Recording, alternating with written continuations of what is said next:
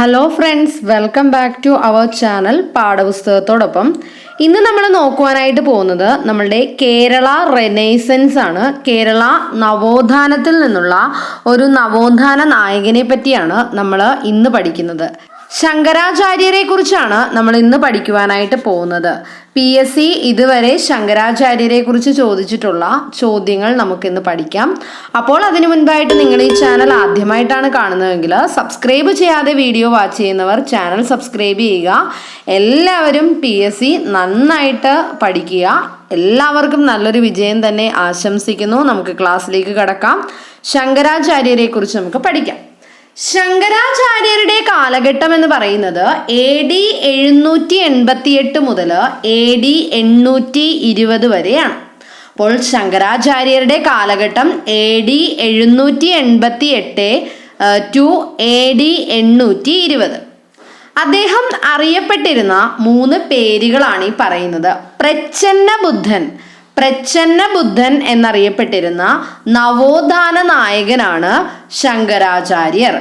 ജഗദ്ഗുരു എന്നറിയപ്പെട്ടിരുന്ന നവോത്ഥാന നായകനാണ് ശങ്കരാചാര്യർ. ബാലശങ്കരൻ എന്നറിയപ്പെട്ടിരുന്ന നവോത്ഥാന നായകനാണ് ശങ്കരാചാര്യർ. അപ്പോൾ ശങ്കരാചാര്യർ അറിയപ്പെട്ടിരുന്ന 3 പേരുകളാണ് പ്രച്ഛന്ന ബുദ്ധൻ, ജഗദ്ഗുരു, ബാലശങ്കരൻ. അതുപോലെ തന്നെ നമ്മുടെ ശങ്കരാചാര്യർ ആവിഷ്കരിച്ച ഒരു പ്രധാനപ്പെട്ട ഒരു ദർശനമാണ് അദ്വൈത ദർശനം.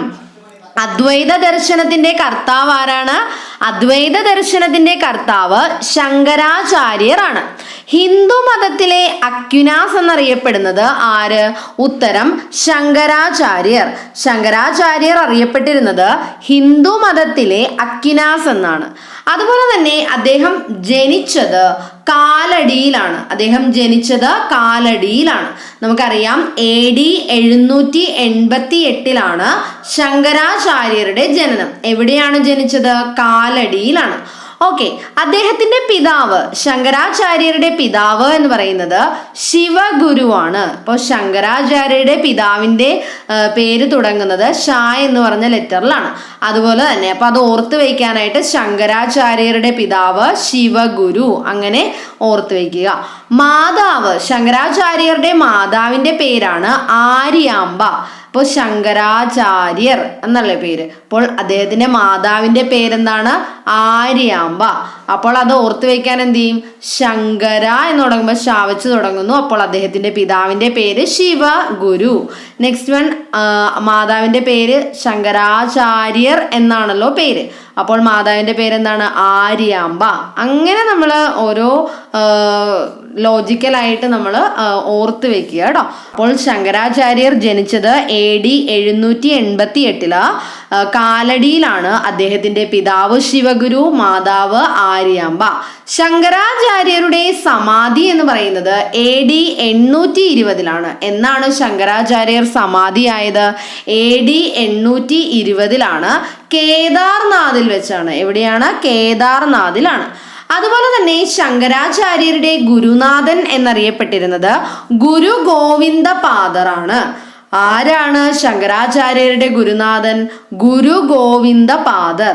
അതുപോലെ തന്നെ ശങ്കരാചാര്യർ പരമഗുരുവായിട്ട് സ്വീകരിച്ചിരുന്നത് ആരെയാണ്? ഉത്തരം ഗൗഡപാദർ. ശങ്കരാചാര്യർ പരമഗുരുവായിട്ട് സ്വീകരിച്ചത് ഗൗഡപാദറിനെയാണ്.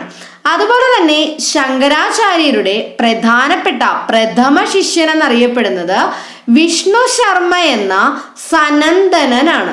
ആരാണ് ശങ്കരാചാര്യരുടെ പ്രഥമ ശിഷ്യൻ എന്ന് പറയുന്നത്? വിഷ്ണു ശർമ്മ എന്ന വിളിപ്പേരുള്ള സനന്ദനനാണ് ശങ്കരാചാര്യരുടെ പ്രഥമ ശിഷ്യൻ. അതുപോലെ തന്നെ അദ്ദേഹത്തിന്റെ ശിഷ്യനായ സനന്ദനൻ പിൽക്കാലത്ത് അറിയപ്പെട്ടിരുന്ന പേരാണ് പത്മപാദർ. ഒന്നുകൂടി നമുക്ക് നോക്കാം. ശങ്കരാചാര്യരുടെ ഗുരുനാഥനാണ് ഗുരു ഗോവിന്ദ പാദർ. അദ്ദേഹം പരമഗുരുവായിട്ട് സ്വീകരിച്ചത് ഗൗഡപാദറിനെയാണ്. അദ്ദേഹത്തിന്റെ പ്രഥമ ശിഷ്യനാണ് വിഷ്ണു ശർമ്മ എന്ന സനന്ദനൻ. പിൽക്കാലത്ത് അറിയപ്പെട്ടിരുന്ന പേരാണ് പത്മപാദർ. അടുത്ത ചോദ്യം നോക്കാം. ശ്രീ ശങ്കരാചാര്യർ തർക്കങ്ങളിൽ തോൽപ്പിച്ച വ്യക്തി. അപ്പോൾ ശങ്കരാചാര്യര് തർക്കങ്ങളിൽ തോൽപ്പിച്ച ഒരു വ്യക്തി, അദ്ദേഹത്തിന്റെ പേര് എന്ത്? ഉത്തരം മണ്ഡനമിത്രൻ അഥവാ സുരേശ്വരൻ. അപ്പോൾ മണ്ഡനമിത്രൻ എന്ന് വിളിക്കുന്ന സുരേശ്വരനെയാണ് ശങ്കരാചാര്യർ തർക്കങ്ങളിൽ തോൽപ്പിച്ചിരുന്നത്. അടുത്ത ചോദ്യം, ശ്രീ ശങ്കരാചാര്യ സംസ്കൃത സർവകലാശാല സ്ഥിതി ചെയ്യുന്നത് എവിടെയാണ്? ഉത്തരം കാലടി. അപ്പോൾ അദ്ദേഹത്തിന്റെ ജന്മസ്ഥലമായ കാലടിയിലാണ് ശ്രീ ശങ്കരാചാര്യ സംസ്കൃത സർവകലാശാല സ്ഥിതി ചെയ്യുന്നത്. അതുപോലെ തന്നെ എല്ലാ ഭാരതീയ ദർശനങ്ങളുടെയും പൂർണ്ണത എന്ന് വിശേഷിപ്പിക്കുന്ന ദർശനം ഏത്? ഉത്തരം നമ്മളുടെ ശങ്കരാചാര്യരുടെ അദ്വൈത ദർശനം. അപ്പോൾ എല്ലാ ഭാരതീയ ദർശനങ്ങളുടെയും പൂർണ്ണത എന്ന് വിശേഷിപ്പിക്കപ്പെടുന്ന ദർശനമാണ് അദ്വൈത ദർശനം. അടുത്ത ചോദ്യം, അദ്വൈത ദർശനത്തിന്റെ അടിസ്ഥാന തത്വം എന്ത്?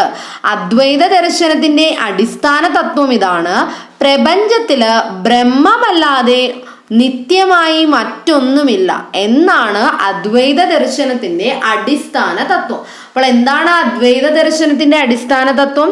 പ്രപഞ്ചത്തിൽ ബ്രഹ്മമല്ലാതെ മറ്റൊന്നും നിത്യമായി ഇല്ല, അല്ലെങ്കിൽ ബ്രഹ്മമല്ലാതെ നിത്യമായി മറ്റൊന്നുമില്ല. അതുപോലെ തന്നെ സുരേശ്വരന് തത്വോപദേശം നൽകുവാനായിട്ട് ശ്രീശങ്കരൻ രചിച്ച ഗ്രന്ഥത്തിന്റെ പേരെന്ത്? അപ്പോൾ സുരേശ്വരന് തത്വോപദേശം നൽകുവാൻ ശ്രീശങ്കരൻ രചിച്ച ഗ്രന്ഥം ഏത്? ഉത്തരം തത്വോപദേശം. ഏത് ഗ്രന്ഥമാണ്? തത്വോപദേശം.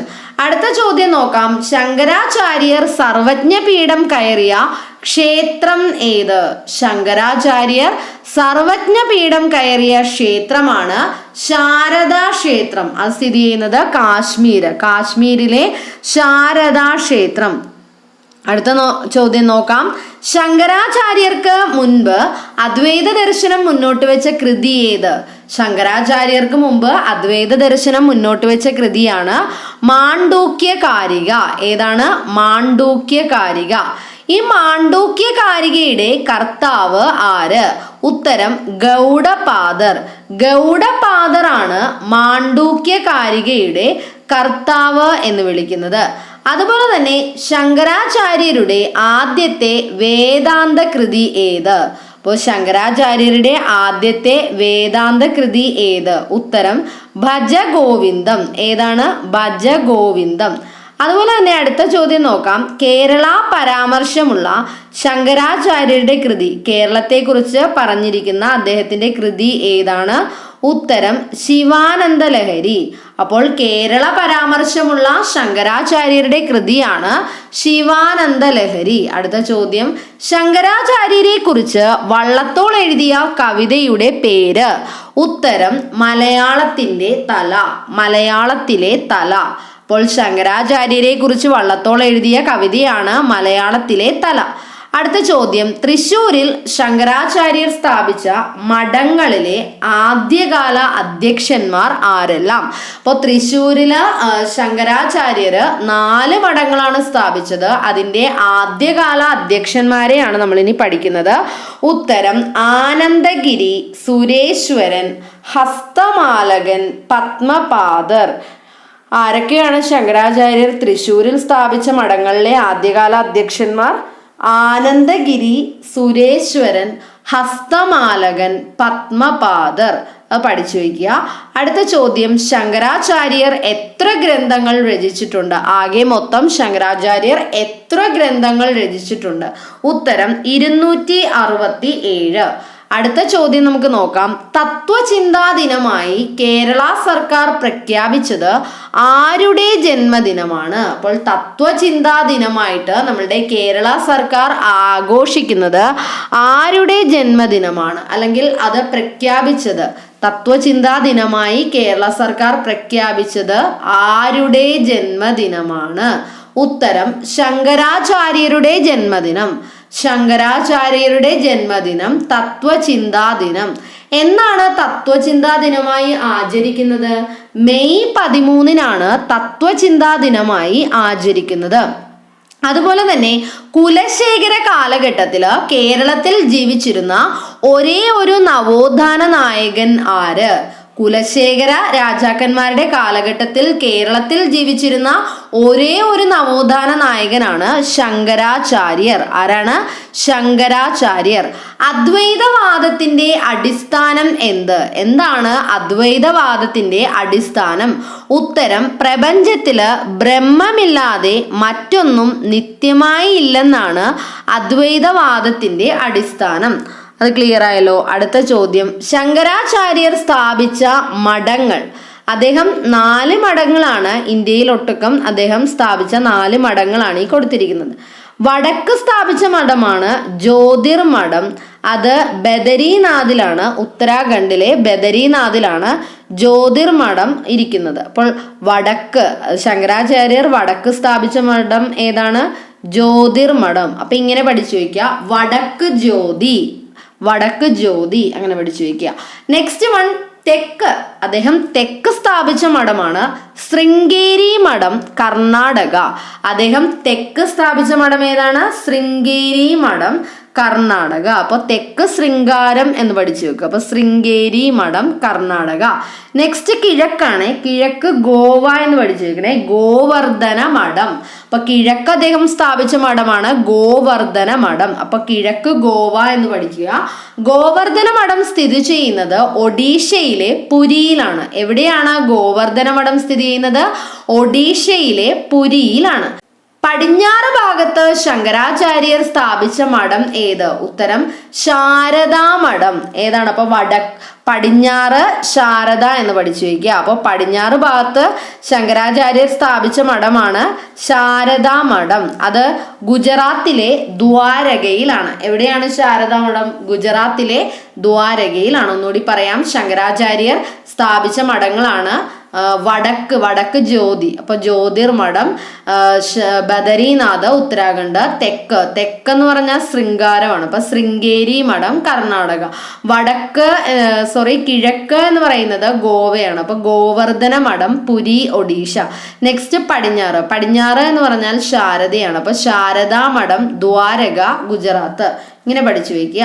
അടുത്ത ചോദ്യം, ശങ്കരാചാര്യർ തൃശ്ശൂരിൽ സ്ഥാപിച്ച മഠങ്ങൾ ഏവ? ശങ്കരാചാര്യർ തൃശ്ശൂരിൽ സ്ഥാപിച്ച 4 മഠങ്ങളുടെ പേരുകൾ. 1 വടക്കേ മഠം, 2 എടയിലെ മഠം, 3 നടുവിലെ മഠം, 4 തെക്കേ മഠം. അപ്പോൾ ശങ്കരാചാര്യർ തൃശ്ശൂരിൽ സ്ഥാപിച്ച മഠങ്ങളാണ് വടക്കേ മഠം, എടയിലെ മഠം, നടുവിലെ മഠം, തെക്കേ മഠം. അടുത്ത ചോദ്യം നമുക്ക് നോക്കാം. വിവേക ചൂടാമണിയുടെ കർത്താവ് ആര്? വിവേക ചൂടാമണി രചിച്ച അതിന്റെ കർത്താവ് ആര്? ഉത്തരം, ശങ്കരാചാര്യർ. ആശ്ചര്യ ചൂടാമണി രചിച്ചത് ആര്? ആശ്ചര്യ ചൂടാമണി എന്ന് പറഞ്ഞ ഗ്രന്ഥം രചിച്ചത് ആര്? ഉത്തരം, ശക്തിഭദ്രൻ. അടുത്തത്, കേരള ചൂടാമണി എന്ന സ്ഥാനപ്പേരുണ്ടായിരുന്ന കുലശേഖര രാജാവ് ആര്? കേരള ചൂടാമണി എന്ന സ്ഥാനപ്പേരുണ്ടായിരുന്ന കുലശേഖര രാജാവ് ആര്? ഉത്തരം, കുലശേഖര ആൾവാർ. ആരാണ്? കുലശേഖര ആൾവാർ. അടുത്ത ചോദ്യം, ആശ്ചര്യമഞ്ജരി എന്ന ഗദ്യകൃതിയുടെ കർത്താവ് ആര്? ആശ്ചര്യമഞ്ജരി എന്ന ഗദ്യകൃതിയുടെ കർത്താവ് ആര്? ഉത്തരം, കുലശേഖര ആൾവാർ. ആരാണ്? കുലശേഖര ആൾവാർ. അപ്പോൾ കേരള ചൂടാമണി എന്ന സ്ഥാനപ്പേരുണ്ടായിരുന്ന കുലശേഖര രാജാവാണ് കുലശേഖര ആൾവാർ. അതുപോലെ തന്നെ ആശ്ചര്യമഞ്ജരി എന്ന കൃതി അതിന്റെ കർത്താവ് എന്ന് പറയുന്നത് കുലശേഖര ആൾവാറാണ്. അതുപോലെ തന്നെ ജീവക ചിന്താമണി രചിച്ചത് ആര്? ജീവക ചിന്താമണി രചിച്ചത് ആര്? ഉത്തരം, തിരുത്തക്കത്തേവർ. ആരാണ് ജീവക ചിന്താമണി രചിച്ചത്? തിരുത്തക്കത്തേവർ. അപ്പോൾ നമ്മൾ ശങ്കരാചാര്യരെ കുറിച്ച് PSC ചോദിക്കുന്ന ഒട്ടുമിക്ക ചോദ്യങ്ങളും നമ്മൾ ഈ ക്ലാസ്സിൽ ഡിസ്കസ് ചെയ്ത് കഴിഞ്ഞു. അപ്പോൾ നിങ്ങൾക്ക് ഈ ക്ലാസ് തീർച്ചയായിട്ടും യൂസ്ഫുൾ ആയിരിക്കും. ക്ലാസ്സുകൾ നിങ്ങൾക്ക് യൂസ്ഫുൾ ആയാൽ നിങ്ങളുടെ ഫ്രണ്ട്സിനും കൂടി അത് ഷെയർ ചെയ്ത് കൊടുക്കുക. കാരണം നമ്മൾ ഒരു കാര്യം പഠിക്കുന്നതിലുപരി നമ്മൾ മറ്റുള്ളവരെ പഠിപ്പിക്കുമ്പോൾ അത് നമ്മൾ 2 തവണ അത് പഠിക്കും. അപ്പോൾ എന്താണ് ചെയ്യേണ്ടത്? നിങ്ങൾ ഈ ക്ലാസ് നിങ്ങൾക്ക് ഇഷ്ടമായാൽ നിങ്ങളുടെ ഫ്രണ്ട്സിന് ഷെയർ ചെയ്യുക. ക്ലാസ്സുകൾ ഇഷ്ടമായാൽ ലൈക്ക് ചെയ്യുക. അതുപോലെ തന്നെ ചാനൽ സബ്സ്ക്രൈബ് ചെയ്യാതെ വീഡിയോ വാച്ച് ചെയ്യുന്നവരുണ്ടെങ്കിൽ ചാനൽ സബ്സ്ക്രൈബ് ചെയ്യുക. അതുപോലെ തന്നെ തൊട്ടടുത്തുള്ള ബെൽ ബട്ടൺ ഇനേബിൾ ചെയ്യാനും മറക്കരുത്. അപ്പോൾ നമുക്ക് അടുത്തൊരു നവോത്ഥാന നായകനെ കുറിച്ച് അടുത്ത ക്ലാസ്സിൽ പഠിക്കാം. Okay, thank you.